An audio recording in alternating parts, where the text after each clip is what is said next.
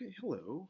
Welcome to week 4, entitled Education and Resistance Postcolonial Challenges, Indigenous Practices. And this is the first part of the two parts of the lecture.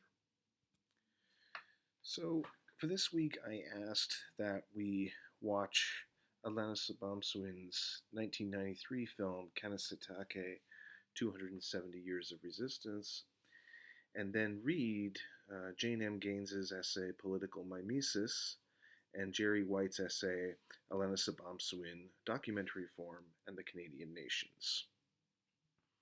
So part one of this lecture is composed of roughly two parts. The first pertaining to a discussion of Gaines's concept of political mimesis, and then the second is going to look at activist and committed documentary and the question of resistance and rebellion in images and representations thereof. And then in part two, we will shift to Alana Sabamsuin and her film Kanesatake 270 Years of Resistance more specifically.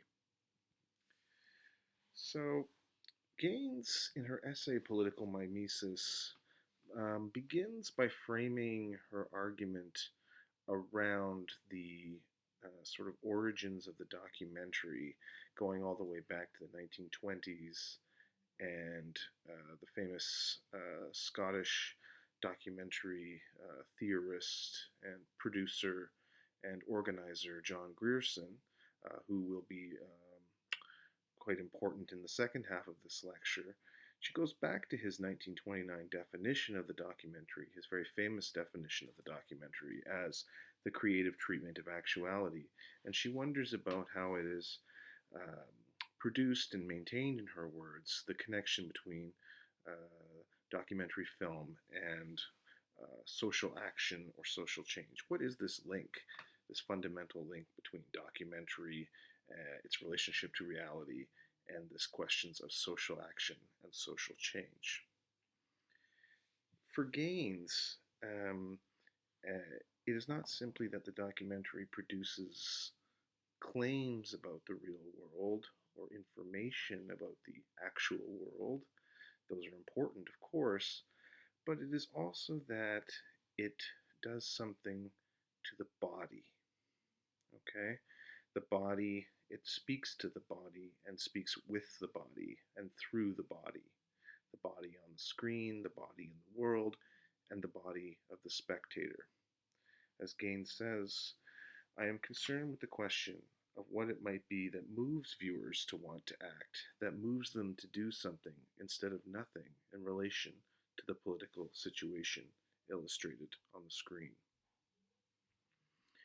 And in her consideration of this appeal to the body in the world, the body on the screen, and the body of the viewer or spectator of this documentary film, she appeals to the great Soviet filmmaker and theorist of the 1920s, 1930s, and 40s, and into the early 50s, the great filmmaker Sergei Eisenstein, who we might know from such films as the Battleship Potemkin, Strike, and so forth. And he developed a number of concepts in the 1920s, such as the notion of the montage of attractions, which Eisenstein related to notions of what he called primitive imitation practices, unquote. This is a very 1920s kind of language, so you'll have to bear with its lack of political correctness of its time. And this montage of attractions is roughly put the idea of early cinema, right, black and white silent cinema in the early part of the 20th century, that would bring together images of the world from all over the world into these cut together, edited together assemblages, compilations that would have an appeal to viewers as these kinds of attractions, right, of these slices of reality.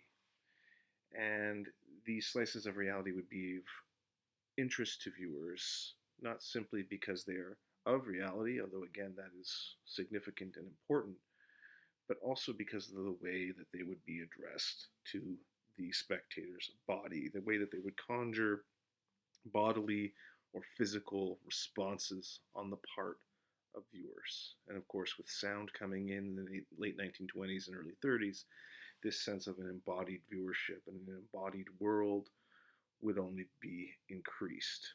And of course, Eisenstein's films, and the important to the political documentary, is also this course this combination of didacticism, which is to say this overt message and lesson that would be transmitted by the film, as well as their sensuality, right? Their color, their form, their movement, or the black and white, but the grain, but the sense of speed, the style, right? And so all of this together is part of what Gaines tries to, through Eisenstein, also describes as how these films are, in some sense, producing the audience. There's this production of the audience that Eisenstein and other filmmakers like him, political filmmakers like him, want to produce particular effects in the audience. And many of these effects are bodily effects as much as they are cognitive or analytic effects of meaning. They are also bodily. So now Gaines takes us through a number of political films throughout the history of the documentary to provide us with some context of what she's talking about. And one of the key films that she mentions is the film Borinage, or otherwise known as Misery in Borinage in English, which was directed by Henri Storck and Joris Ivens in 1933. Now, Borinage was shot in black and white and, of course, is silent. It's considered a social documentary that describes the fate of 15,000 miners in the Borinage region of Belgium, who in 1932 staged a strike in protest against the announcement by Belgian mine owners of 5% cut in wages. The film's intertitles are in the French and Dutch languages. The film, interestingly, opens with a title card which bears the slogan, quote, "Crisis in the capitalist world. Factories are closed down, abandoned. Millions of proletarians are hungry," unquote. And then the film shows footage of the repression of a 1933 strike in Ambridge, Pennsylvania, in the United States, before shifting to the Borinage region specifically. And this film is very important because it's seen as now one of the sort of very first committed, with this notion of the committed documentary. It's part of the sort of what she calls the mythos of the committed documentary. And it was a significant influence on John Grierson and films of the sort of British documentary style that would become a kind of very well-known style around the world by the late 1930s.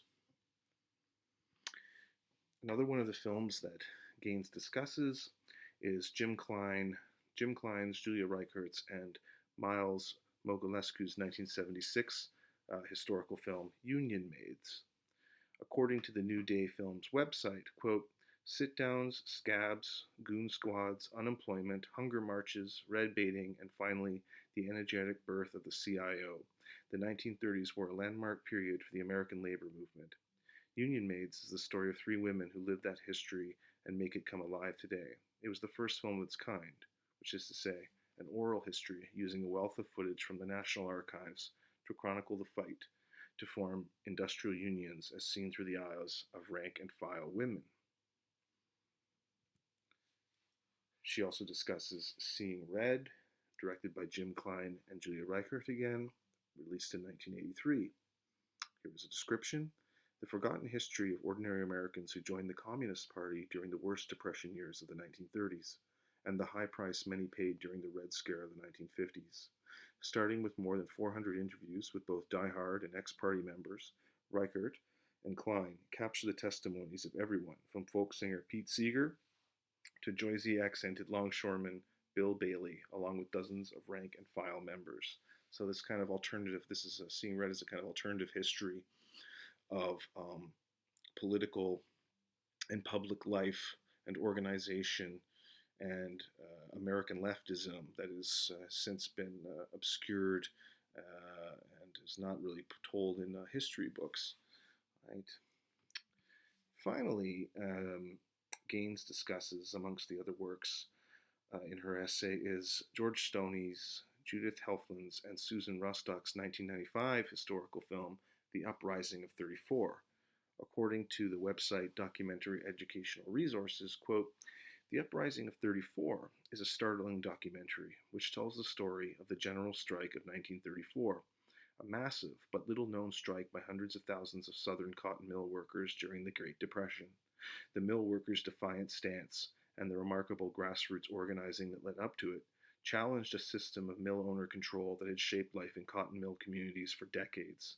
60 years after the government brutally suppressed the strike, a dark cloud still hangs over this event, spoken of only in whispers, if at all.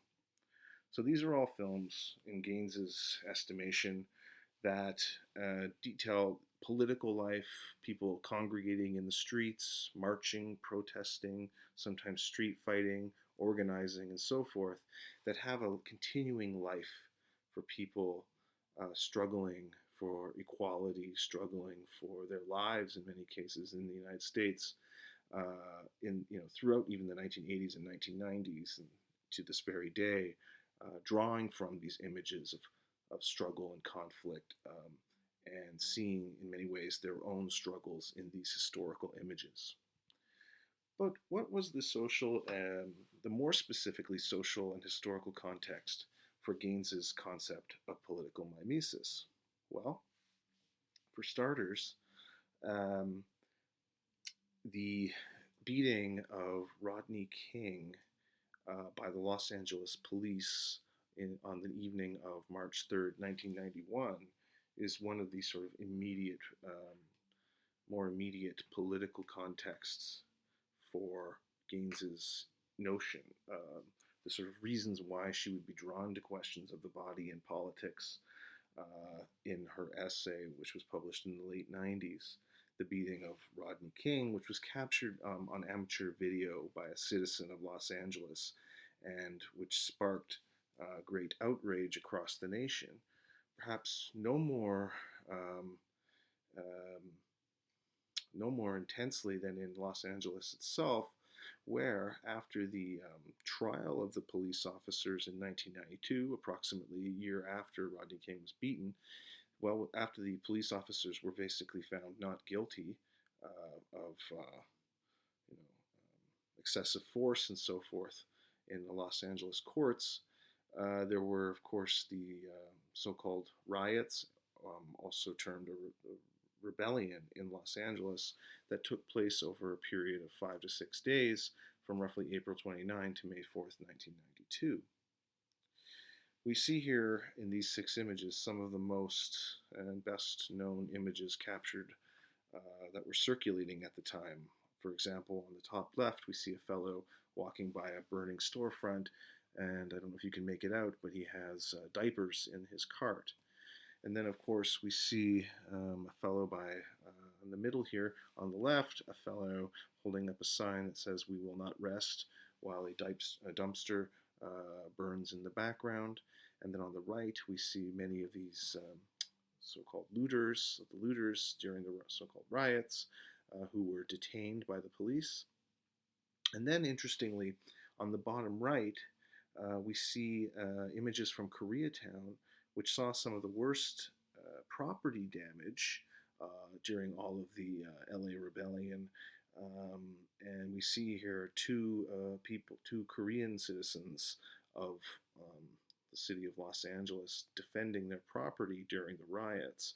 And this is also a social and class-based problem because the police had basically abandoned Koreatown and were protecting the wealthier white neighborhoods on the other side of the highway, as I understand it. So each of these images, in a way, captures a kind of part of the puzzle, in a way, the social puzzle that was the LA rebellion of April and May 1992. Now, one of the videos that Gaines draws her particular attention to that was about the LA riots was a video released in '92 entitled "The Nation Erupts," which was produced by Not Channel Zero. And it basically was a guerrilla video collage of fragments of news reports, amateur video, archival footage, and agitational and informational intertitles providing a political analysis of the events of the LA riots and rebellion. And you can see here in my selections from the roughly 1 hour video, um, bits from the news, images of police officers. There's an image of Rodney King in the middle on the news, the fellow who was beaten by the Los Angeles police. We see protesters on the bottom right. And then I have the selections of many of the sort of agitational and theoretic texts that are also part journalism, part theory or critical theory, part agitprop and political slogans, questions, and so forth that are interspersed throughout the video, right? So, for example, we see here on the top right, just to take one example, the text that reads, "The Los Angeles Rebellion was a rebellion against the commodity, against the world of the commodity, in which worker consumers are hierarchically subordinated to commodity values." Now, this is in fact a kind of quotation from a text by the French situationist theorist, political theorist Guy Debord, from an essay that he actually wrote about previous protests and political conflict in the city of Los Angeles and so-called Watts riots in the 1960s. So this has been appropriated and then reused for the context of the early 1990s.